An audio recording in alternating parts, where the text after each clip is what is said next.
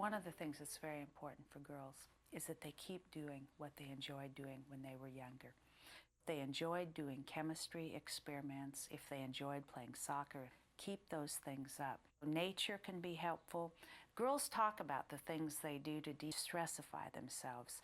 A lot of them like things like music, their pets, reading, taking a warm bath, talking to friends. Exercising is a very good way to decompress.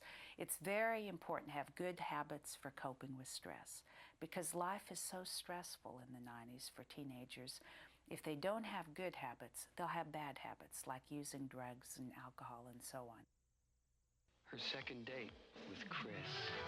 It's only the most important night of my life. What will he think? What should I wear? The air was filled with tension. No way. A lot of the messages you get as a teenager encourage you to worry about being attractive and popular. Will she find true love? Savage. And what about him? And what about you? In my opinion, neither one of those is a good goal. I think it's much more important to have one or two close friends, to think about what it is you really care about and go for that. Another thing very important, I think, is to have girls in sports.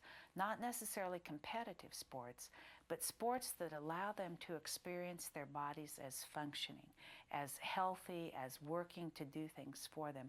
So they have a different set about their body than how does it look to other people? How do I appear to boys?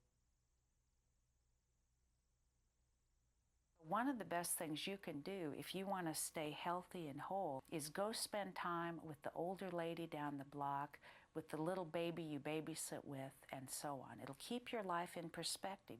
We put all our 3-year-olds together, all our 12-year-olds together, all our 80-year-olds together. And when we do that, we lose the collective wisdom of all these people combined.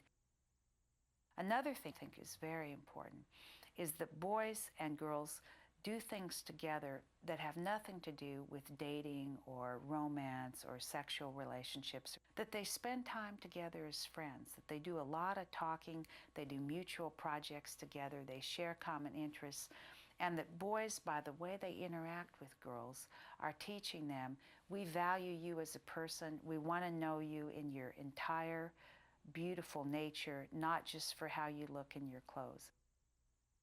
One of the things I advise teenagers to do is to find some cause they really believe in and get to work making a difference. It's an antidote for despair.